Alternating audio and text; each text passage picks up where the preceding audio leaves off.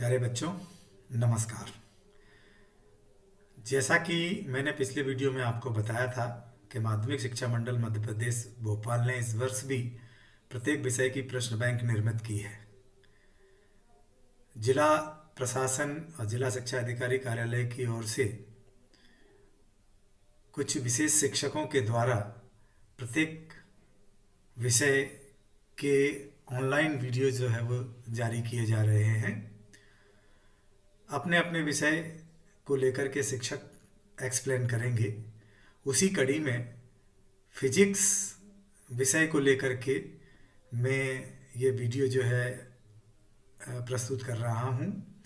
ध्यान रखना है कि जो प्रश्न बैंक है वो हिंदी भाषा में निर्मित है, तो जो हिंदी माध्यम के छात्र हैं वो प्रश्न बैंक में ध्यान देंगे, लेकिन जो टेक्निकल वर्ड्स होंगे वो मैं इंग्लिश में बोलूँगा ताकि इंग्लिश मीडियम के बच्चे भी इसको समझ सकें।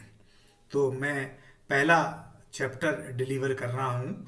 मैं पहले चैप्टर में इसके जो मल्टीपल चॉइस क्वेश्चन हैं, जो ओटी हैं, उनको डिलीवर करूँगा, और दूसरे लेक्चर में मैं जो इसमें से 2 और 3 मार्क्स के क्वेश्चन आना है उनको डिलीवर करूँगा। ठीक है। ध्यान अपने को ये रखना है कि प्रत्येक चैप्टर में 2 वीडियो रहेंगे सब्जेक्ट वाइज, जिसमें एक में ओटी को एक्सप्लेन किया जाएगा और दूसरे में किस प्रकार से ब्लूप्रिंट में उनका मार्क्स डिस्ट्रीब्यूशन है, उन क्वेश्चंस पर थोड़ा सा चर्चा करेंगे।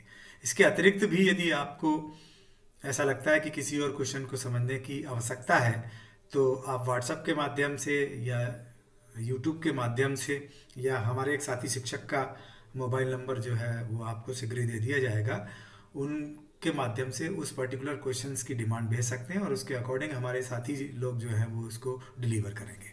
तो सबसे पहले मैं चल रहा हूँ स्थिर विद्युत इलेक्ट्रोस्टैटिक फर्स्ट की ओटी की ओर, जो अपने को देखना है। ठीक है। यहाँ पर मैं आपके सामने एक जो है क्वेश्चन बैंक को ले रहे हैं अपन यहाँ से।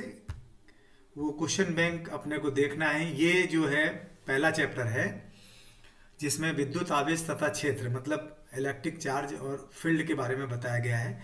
ये पॉइंट टू रिमेंबर, स्मरणीय तथ्य हैं, ये आप लोग खुद पढ़ेंगे।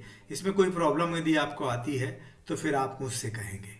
ठीक है। मैं आपको यहाँ से, ये लिखा है सही विकल्प का चयन कीजिए, दैट मीन्स अपने को मल्टीपल चॉइस क्वेश्चंस में मैं ओटी जो है आपके उनको सॉल्व करना है, ये अपने को देखना है थोड़ा सा। ठीक है। तो अपन इस पर डिस्कशन करते हैं, आप ध्यान से देखें। ये हिंदी में जो है लिखा हुआ है, मैं थोड़ा टेक्निकल वर्ड्स को भी इंग्लिश में जो है वो बोलूँगा आपके सामने।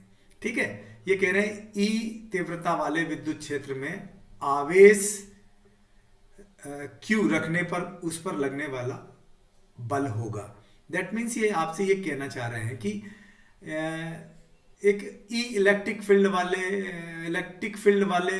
मतलब क्षेत्र में कोई चार्ज रख दिया अपन ने क्यू, ई इंटेंसिटी वाले एक फील्ड में क्यू चार्ज रखा हुआ, तो उस पर कितना फोर्स काम करेगा। तो मैं आपको यहाँ बता देता हूँ कि आप लोगों ने जो है वो इसको पढ़ा हुआ है। आप लोगों ने इलेक्ट्रिक फील्ड का ये फार्मूला पढ़ा हुआ है, E इज इक्वल टू होता है F बाय क्यू। ये इलेक्ट्रिक फील्ड का फार्मूला है। ये F जो है ये फोर्स है, ये इंटेंसिटी ऑफ इलेक्ट्रिक फील्ड है, ये चार्ज है। यहाँ से अगर आप F की वैल्यू निकालना चाहेंगे तो F इज इक्वल टू होता है, F इज इक्वल टू यहाँ हो जाएगा Q, F is equal to हो जाएगा QE। तो ये वाला ऑप्शन आपका जो है वो सही हो जाएगा। अगर अपन यहाँ पर देखें तो ये ऑप्शन जो आपको दिया गया है, ये वाला ऑप्शन क्लियर हो जाएगा। इसमें ये सी वाला ऑप्शन, ये ऑप्शन आपका क्लियर हो जाएगा। हाँ, और अगर एक और ध्यान रखना है कि अगर इलेक्ट्रिक फील्ड पूछे यहीं पर, कई बार आपसे ऐसे इलेक्ट्रिक फील्ड भी पूछा गया है, तो इलेक्ट्रिक फील्ड का फार्मूला ये जो मैंने आपके सामने यहाँ पर लिख दिया है, ये इलेक्ट्रिक फील्ड का फार्मूला है। E is equal to F upon Q होता है ना। हो सकता है यहाँ पे टेस्ट चार्ज की बात करें, ऑब्जर्विंग चार्ज की बात करें तो Q0 भी लिखा हुआ आ जाए, तो आप इस बात को थोड़ा सा ध्यान दीजिएगा। अगला ओटी है, किसी बिंदु आवेश से दूरी r पर विद्युत क्षेत्र अनुक्रमानुपाती होता है। दैट मीन्स एक पॉइंट चार्ज के कारण आपको इलेक्ट्रिक फील्ड पूछा गया है, डिस्टेंस पर किस प्रकार से प्रोपोर्शनल होता है, कैसे डिपेंड करता है। तो तो पॉइंट चार्ज के कारण जो इलेक्ट्रिक फील्ड होता है वो आप लोगों का पड़ा हुआ है। मैं यहाँ पे लिख देता हूँ, पॉइंट चार्ज के कारण जो इलेक्ट्रिक फील्ड होता है वो ये इलेक्ट्रिक फील्ड होता है E is equal to 1/4πε0 Q/r²। तो ओबियसली देखें आप, आर स्क्वेयर के इन्वर्सली प्रोपोर्शनल है, 1/r² के डायरेक्टली प्रोपोर्शनल है। तो यहाँ ऑप्शंस में आंसर तो ये वाला आ जाएगा। ध्यान रहे, पॉइंट चार्ज के कारण, बिंदु आवेश के कारण 1/r² के प्रोपोर्शनल होता है ना। और इलेक्ट्रिक डायपोल के कारण, इलेक्ट्रिक डायपोल में अपन अगर देखेंगे तो 1/r³ के प्रोपोर्शनल होता है। यहाँ पर ध्यान देना ये वाला, अगर इलेक्ट्रिक डायपोल, विद्युत द्विध्रुव पूछा जाता है, विद्युत द्विध्रुव आघूर्ण के कारण जब इलेक्ट्रिक फील्ड आपसे पूछा जाए तो r³ के प्रोपोर्शनल होता है। और दो इलेक्ट्रिक डायपोल मतलब विद्युत द्विध्रुव एक दूसरे से कुछ डिस्टेंस पे रखें तब जो इलेक्ट्रिक फील्ड होता है वो 1/r4 के प्रोपोर्शनल होता है। और कोई लाइन चार्ज, मान लो किसी पट्टी लाइन चार्ज है, कोई चार्ज वायर पर डिस्ट्रीब्यूट है, तार पर वितरित है, तब जो इलेक्ट्रिक फील्ड होता है अकॉर्डिंग टू गाउस थ्योरम आप लोगों ने पढ़ा होगा, वो हो जाएगा λ/4πε0r। दैट मीन्स 1/r के प्रोपोर्शनल होता है। लेकिन अगर इस क्वेश्चन को देखोगे तो इसमें आंसर आपका आएगा B 1/r²। ठीक है, आप इसको जरा ध्यान देंगे और ये सारी प्रॉब्लम्स जो है यहाँ से क्लियर कर लेंगे। ठीक है, अब दूसरा जो यहाँ पर ऑब्जेक्टिव है अपन उस पर थोड़ी सी डिस्कशन करते हैं। देखिए अगला क्वेश्चन है इनका, वो ये है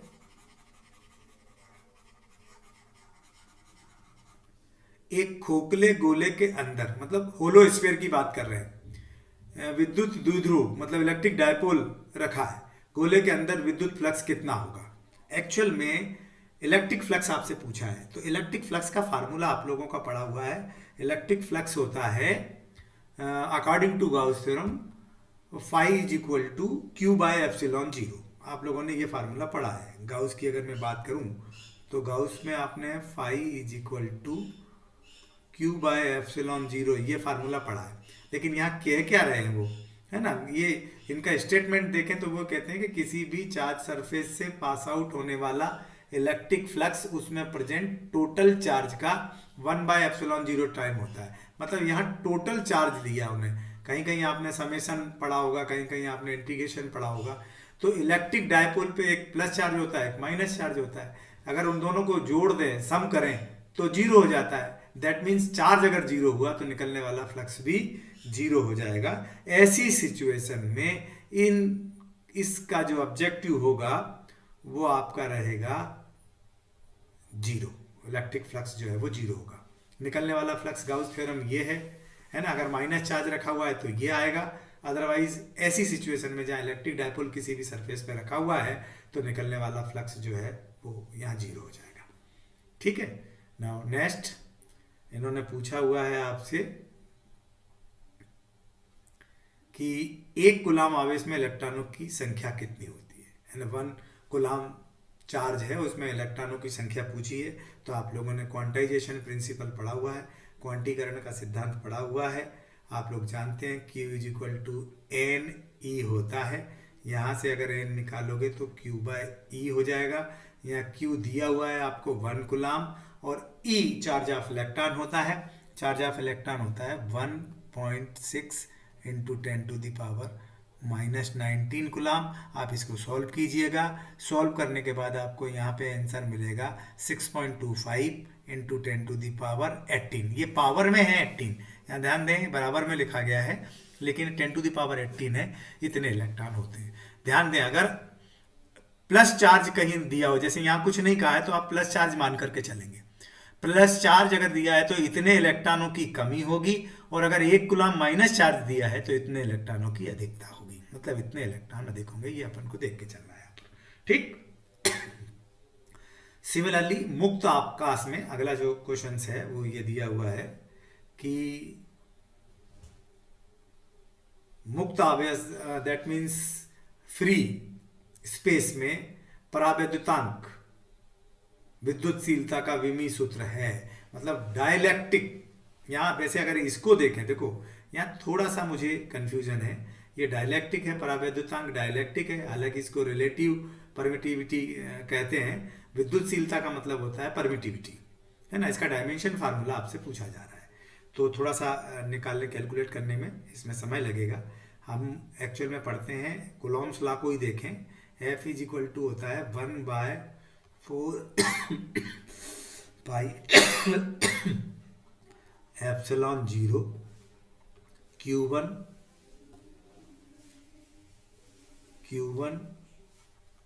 Q2 बाय आर स्क्वायर। पहले मैं अगर इस चीज की वैल्यू निकालता हूं तो इस r का इधर मल्टीपल हो जाएगा f के साथ, Q1 Q2 अपॉन में आ जाएगा। लेकिन जब 4 पाई एप्सिलॉन 0 को ऊपर ले जाएंगे तो ये जो ऊपर वाली चीज है वो नीचे आ जाएगी और नीचे वाली चीज ऊपर चली जाएगी। 4 पाई डायमेंशन लेस है, इसलिए एप्सिलॉन 0 का फार्मूला हो जाएगा आपका Q1 Q2 upon F R square. ठीक है, Q1 Q2 चार्ज का जो डायमेंशन फार्मूला होता है वो होता है आपका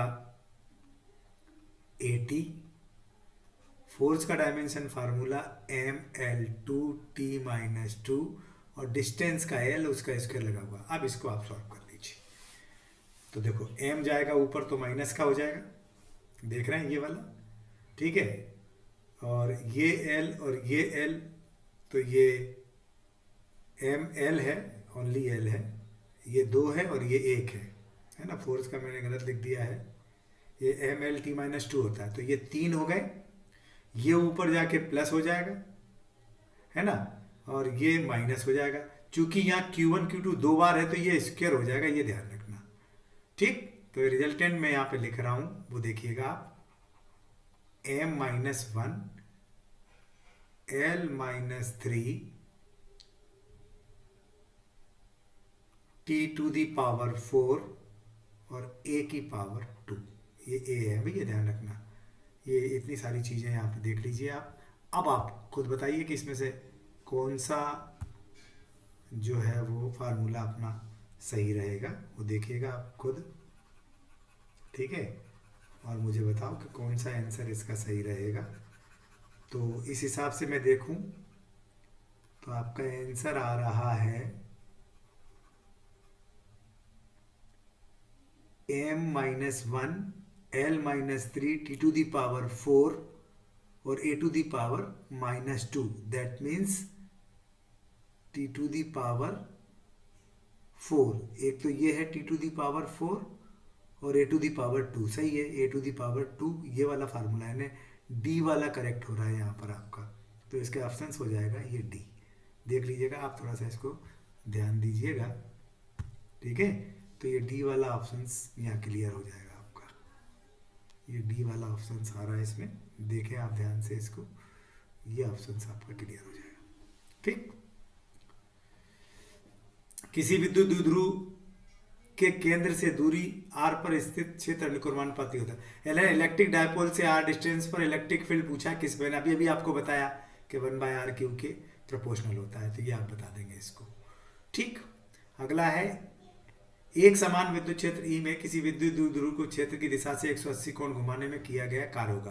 that means electric field E में एक इलेक्ट्रिक डायपोल को 180 के एंगल से अपन घुमा रहे हैं, तो अमाउंट ऑफ वर्क पूछा गया है। तो मैं अमाउंट ऑफ वर्क आपको कैलकुलेट करके बताता हूँ कि किस प्रकार से आपको इस वर्क को कैलकुलेट करना है। वैसे आप सभी लोग जानते हो कि जो अमाउंट ऑफ वर्क होता है, जो वर्क अपन कैलकुलेट करते हैं, उस वर्क का फार्मूला है W is equal to PE bracket के अंदर 1 माइनस, ठीक है, कॉस थीटा। एक ये सिंपल फार्मूला अपन लोगों का पढ़ा हुआ है, ठीक। मैं हालांकि इस फार्मूले को अपन अलग तरीके से भी लिख सकते हैं, जो अमाउंट ऑफ वर्क लिखते हैं ना अपन, W is equal to PE 1 minus cos theta, हालांकि cos theta 1 minus cos theta 2 भी लिख सकते हैं, ठीक। यहाँ पे cos 180 रखेंगे तो cos 180 की वैल्यू अपन जानते हैं कितनी होती है, -1 होती है, तो माइनस माइनस प्लस हो जाएगा, 2PE हो जाएगा। देखो इसमें 2PE आंसर है, ये रहा आपका 2PE, ये वाला आंसर आपका सही हो जाएगा, ठीक है, ध्यान दें जो भी एंगल रखा गया उसके एंगल की वैल्यू रख सकते हैं, लेकिन अगर दो एंगल दे रखे हैं कि इतने से इतने तक घुमाएं तो यहाँ थोड़ा सा चेंज करना पड़ेगा। यहाँ आ जाएगा P E cos theta 1 minus cos theta 2। ठीक है, देख लेना आप इसको। अगला क्वेश्चन है, एक घन जिसकी प्रत्येक की भुजा x है के केंद्र से ठीक ऊपर x/2 दूरी पर एक बिंदु आवेश क्यू रखा है, घन से संबंध विद्युत फ्लक्स पूछा। देखिए एक्चुअल में क्या है कि आप जानते हो ना कि जो क्यूब होता है, कोई एक्स आर्म का कोई एक क्यूब है, ये मैंने क्यूब ले लिया, आपके सामने क्यूब बना रहा हूं मैं।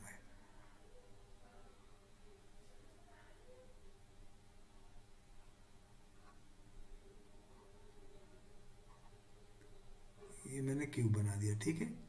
अब ये कह रहे हैं कि यहां से आधी डिस्टेंस पर, मतलब x/2 डिस्टेंस पे यहां चार्ज रखा है क्यूब।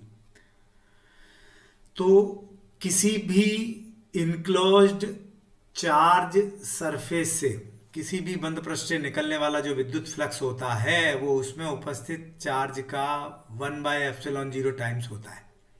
ठीक है, यानी गाउस थ्योरम लगेगी। ये सब आपको भ्रमित करने के लिए दिया हुआ है क्योंकि यहां कहीं रखा हुआ है इन्होंने चार्ज, तो फिर आप यहाँ आंसर लगा देंगे ये वाला Q/ε0, इसमें आंसर हो जाएगा आपका।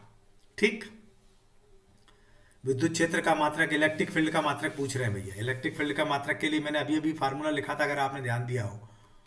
ये F/Q होता है, फोर्स को मेजर करते हैं न्यूटन में, चार्ज को मेजर करते हैं कूलाम में, तो न्यूटन पर कूलाम, दैट मीन्स ये वाला ऑप्शन हो जाएगा इसका। ठीक, हाँ, एक धनावेशित कांच की छड़ को अनावेशित चालक से स्पर्श कराया जाता है। छड़ का आवेश घटेगा, बढ़ेगा, अपरिवर्तित रहेगा, ऋणात्मक। भैया देखो यहाँ क्या होता है कि किसी भी ऑब्जेक्ट को चार्ज करने के लिए दो मेथड है। एक तो है टचिंग मेथड, जो ये वाली बात कर रहे हैं, स्पर्श करके, और एक है इंडक्शन मेथड। तो ध्यान रखना, टच मेथड में सेम चार्ज आता है, यहाँ सेम चार्ज आएगा, तो ऑब्वियसली अपन एक को दूसरे से टच कराएंगे तो इसका चार्ज इस पर भी पहुंचेगा, तो यहाँ जो है वो चार्ज घटेगा, आवेश घटेगा। ठीक है, और दूसरे पे चार्ज पहुंचा है तो ऑब्वियसली अगर पहले से चार्ज है तो उस पर अनावेशित है यानी अनचार्ज है, तो ऑब्वियसली इसका चार्ज उस पर पहुंचेगा तो उस पर तो वो चार्ज हो जाएगी, इसका चार्ज थोड़ा सा डिक्रीज हो जाएगा। सेम चार्ज आता है टचिंग मेथड से स्पर्श करा के, इंडक्शन मेथड से अपोजिट चार्ज आता है, तो यहाँ चार्ज थोड़ा सा जो है वो घटेगा। ये वाला आंसर है, ये वाला। ठीक, अगला है विद्युत क्षेत्र E में क्षेत्रफल S का पृष्ठ विद्युत क्षेत्र के समांतर रखा है, पृष्ठ से संबंध विद्युत फ्लक्स होगा। देखिए भैया, ये इन्होंने कहा है इलेक्ट्रिक फील्ड E और जो एरिया है सरफेस का वो S है, और जो सरफेस है वो इलेक्ट्रिक फील्ड के पैरेलल रखा है, तो पृष्ठ से संबंध इलेक्ट्रिक फ्लक्स पूछा हुआ है। मैं थोड़ा सा यहाँ पे इसको एक्सप्लेन करना चाहूँगा। यहाँ पे एक्चुअल में तुम्हें दिमाग में क्या रखना है कि इलेक्ट्रिक फील्ड मान लीजिए ऐसा लगा हुआ है, ये आपका कोई एक इलेक्ट्रिक फील्ड की डायरेक्शन है। मैं थोड़ा सा बता दूं, ये आपका कोई एक एरिया है, ये एरिया है, और ये इलेक्ट्रिक फील्ड के पैरेलल रखा, ऐसा रखा है, ऐसा ऐसा इसका प्लेन। लेकिन जो एंगल मेजर होता है ना, वो इस एरिया के नॉर्मल और इलेक्ट्रिक फील्ड के बीच में मेजर होता है। तो ऑब्वियसली यहां पर जो इसका प्लेन है, जो सरफेस है, वो इलेक्ट्रिक फील्ड के पैरेलल है, लेकिन नॉर्मल से इलेक्ट्रिक फील्ड का एंगल जो है वो 90 डिग्री का बन रहा है। तो जो निकलने वाला फ्लक्स होता है उसका फार्मूला होता है phi = EDS cos थीटा। तो थीटा = 90 हो जाएगा। cos 90 की वैल्यू 0 होती है, तो निकलने वाला फ्लक्स जो है वो 0 हो जाएगा। तो यहाँ पर इसमें जो आंसर आएगा वो आंसर आपका हो जाएगा ये वाला, निकलने वाला फ्लक्स 0 होगा। ठीक है। और अगर ये कह देते हैं कि फील्ड के परपेंडिकुलर रखा है, तो फिर इसके सरफेस का जो नॉर्मल होगा, यानी जो कह सकते हैं एरिया वेक्टर जो है वो इलेक्ट्रिक फील्ड की डायरेक्शन में जाएगा, तो एंगल जो है वो जीरो का बनेगा, तो निकलने वाला फ्लक्स जो है वो ई डी एस, यानी ए वाला ऑप्शन से इसमें हो जाएगा। ठीक है। अगला है, अगले की बात करें तो इन्होंने कहा है आपसे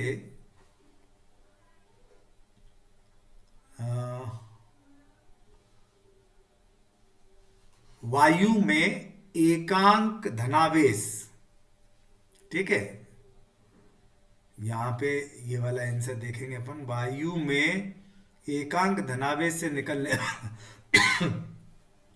कुल विद्युत फ्लक्स होगा।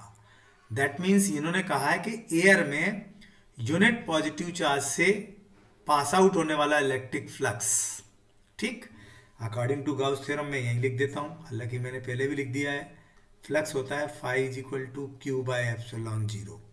अब ये गाउस थ्योरम है, लेकिन वो चार्ज कितना बता रहे हैं, चार्ज बता रहे हैं एकांक, that means Q is equal to 1 कर दीजिए, तो phi is equal to 1 by epsilon zero हो जाएगा, तो आंसर आपका ये डी वाला आ जाएगा।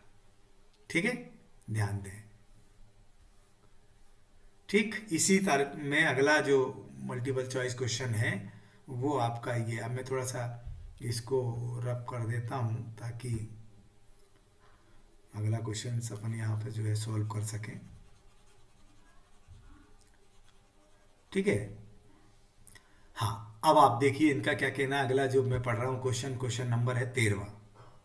निर्वात में रखे दो आवेशों के मध्य विद्युत बल F है। यदि दोनों आवेशों के मध्य तांबे की प्लेट रख दी जाए तो उनके बीच बल होगा। भैया मैं थोड़ा सा यहाँ पे पहले फार्मूला लिखूंगा। अगर माध्यम की बात करते हैं तो फार्मूला होता है 1/4 पाई एप्सिलॉन जीरो के Q1 Q2 by R square. ध्यान दें, दो चार्ज के बीच में मैक्सिमम फोर्स एयर में काम करता है, माध्यम के इन्वॉल्व होने पर फोर्स डिक्रीज होता है, घटता है। ठीक है, माध्यम जब भी मीडियम में फोर्स देखेंगे तो दो चार्ज के बीच में फोर्स डिक्रीज होगा, मतलब कम हो जाएगा, घटेगा। तो यहां पर अगर अपन देखें तो हम तांबे की प्लेट मतलब कापर की प्लेट रख रहे हैं दो चार्ज के बीच में, कापर प्लेट मतलब के को इन्वॉल्व कर रहे हैं, तो के को इन्वॉल्व करेंगे तो फोर्स डिक्रीज होगा। तो आंसर अब इनमें से ढूंढिए आप, है ना। शून्य इसलिए नहीं होगा क्योंकि बीच में रखा है, जैसे एक चार्ज ये रखा है, एक चार्ज ये रखा है, बीच में कापर की प्लेट रख दी है, तो फिर शून्य नहीं होगा। लेकिन हाँ, कापर पे ही दो रहते तो भले एक बार फोर्स जो है वो उनके बीच में शून्य हो जाता, तो यहाँ कहेंगे एफ से कम लेकिन अशून्य। हाँ, यह एक कारण और समझ सकते हैं कि जैसे ही अपन ये दो चार्ज रखेंगे तो यहां पर भी प्लेट पर भी इलेक्ट्रिक इंडक्शन के कारण अपोजिट चार्ज क्रिएट होगा, तो इस सरफेस पे नेगेटिव आ जाएगा, दूसरे सरफेस पे पॉजिटिव आ जाएगा, तो उस नेगेटिव के कारण भी इनके बीच में फोर्स थोड़ा सा अफेक्टेड होगा, लेकिन जीरो नहीं होगा। एक रीजन ये भी अपन आप दे सकते हैं उसमें, यहां रीजन रहेगा एफ से कम लेकिन शून्य नहीं होगा। ठीक, अगला ओटी देख लीजिए।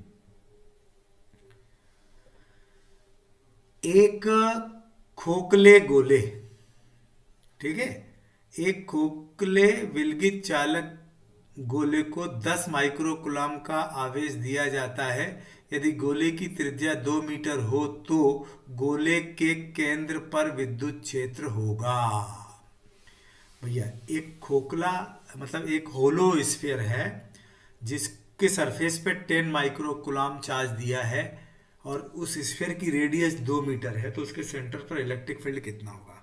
देखिए भैया, यहाँ आपको सॉल्व करने की आवश्यकता नहीं है, या उन्होंने अगर आपने पढ़ा हो electric field due to hollow sphere, तो चार्ज जो है वो हमेशा सरफेस पे रहता है, चार्ज हमेशा सरफेस पे रहता है, तो गोले के अंदर यानी स्फीयर के अंदर चार्ज जीरो होगा। जब चार्ज जीरो होगा तो आपने ये फार्मूला पढ़ा हुआ है 1/4 pi epsilon zero Q by R square, तो क्यू जीरो हो जाएगा, that means electric field zero हो जाएगा, ये आंसर आएगा। ध्यान दें, होलो स्फीयर के सरफेस पर मैक्सिमम इलेक्ट्रिक फील्ड होता है, अधिकतम विद्युत क्षेत्र रहता है, दूर जाने पर इलेक्ट्रिक फील्ड जो है वो कम हो जाता है। ठीक है, और अंदर इनसाइड द होलो स्फीयर जो है वो इलेक्ट्रिक फील्ड जीरो हो जाता है। अगला, धातु की दो समांतर प्लेटें जिनमें प्लस क्यू माइनस क्यू आवेश है कुछ दूरी पर स्थित हैं। यदि अब प्लेटों को केरोसिन तेल टंकी में डुबो दिया जाए तो उनके बीच विद्युत क्षेत्र की तीव्रता शून्य हो जाएगी, बढ़ जाएगी, घट जाएगी, अपरिवर्तित रहेगी। भैया, दो प्लेटें हैं, प्लेटों के बीच में जो इलेक्ट्रिक फील्ड होता है अकॉर्डिंग टू गाउस थ्योरम वो आप लोगों ने पढ़ा हुआ है, Q अपॉन के एप्सिलॉन 0 A, अपन ये मान के चलते हैं ये होता है। ठीक है, तो अब क्या के अगर इन्वॉल्व होता है, पहले वो एयर में है तो के इन्वॉल्व नहीं है, तो इलेक्ट्रिक फील्ड जो भी है उनके बीच में फोर्स या इलेक्ट्रिक फील्ड इतना काम करेगा। लेकिन जैसे ही केरोसिन लाओगे दैट मीन्स मीडियम इन्वॉल्व हो जाएगा। मीडियम मतलब के इंक्रीज होगा, क्योंकि एयर के कंपेयर में केरोसिन का के ज्यादा होता है, तो के बढ़ेगा तो इलेक्ट्रिक फील्ड जो है वो डिक्रीज हो जाएगा, दैट मीन्स घट जाएगा। ये वाला आंसर आ जाएगा। ठीक है, एक आवेश Q एक R त्रिज्या के गैसी गोले से परिबद्ध है। यदि त्रिज्या दुगनी हो जाए तो बाह्य विद्युत फ्लक्स होगा। मतलब कोई एक चार्ज है जो R रेडियस के गैसियस स्फीयर के अंदर है, यदि हम उस स्फीयर की रेडियस को डबल कर दे तो इलेक्ट्रिक फील्ड पे क्या इफेक्ट पड़ेगा। अभी अभी अपन ने फार्मूला देखा था फ्लक्स का, अगर आपको किसी को दिमाग में हो याद हो तो अपन ने कहा था phi is equal to Q upon epsilon 0 होता है। अब यहाँ पे आप स्फीयर ले रहे हो, स्फीयर के ऊपर चार्ज दे रहे हो, ठीक है, अब आप उसकी रेडियस कम करो ज़्यादा करो उसके चार्ज पे कोई इफेक्ट नहीं पड़ रहा है, दैट मीन निकलने वाला जो फ्लक्स होगा वो समान रहेगा, सेम रहेगा। ठीक, अगला है, दो बिंदु आवेशों के बीच की दूरी r होने पर उसके बीच प्रतिकर्षण बल का मान F है। यदि उनके बीच की दूरी दोगुनी कर दी जाए तो प्रतिकर्षण बल का मान क्या होगा। एक्चुअल में क्या है कि दो पॉइंट चार्ज हैं जो r डिस्टेंस पे रखे हैं, तब उनके बीच में एक रिपल्सन फोर्स काम कर रहा है F। अब अगर अपन उन दोनों पॉइंट चार्ज के बीच का जो डिस्टेंस है उसको डबल कर दें तो फोर्स कितना होगा। तो मैं थोड़ा सा फोर्स का फार्मूला यहाँ पे लिख देता हूँ। फोर्स का फार्मूला आप लोगों ने पढ़ा है, F इज इक्वल टू, है ना, F इज इक्वल टू होता है 1/4 pi epsilon 0 Q1 Q2 by R square. ना तो इन्होंने चार्ज बदला है ना कुछ बदला है, केवल डिस्टेंस बदलने की बात की है। डिस्टेंस को डबल करेंगे तो r की जगह 2r कर दो, तो 2r का स्क्वायर करोगे तो क्या हो जाएगा, 4r स्क्वायर हो जाएगा, है ना। बाकी तो सब चेंज है, केवल 4 आ जाएगा। दैट मीन्स जो फोर्स है वो आपका पहले के कंपेयर में 1/4 टाइम्स डिक्रीज हो जाएगा। दैट मीन्स आपका आंसर जो है वो ये वाला आएगा, ये वाला। ठीक है, तो बच्चों मैं थोड़ा सा माफ़ी चाहता हूँ क्योंकि मुझे खांसी उत्पन्न हो रही है, तो मैं केवल अभी ओटी में आपको केवल इतना ही करवा रहा हूँ।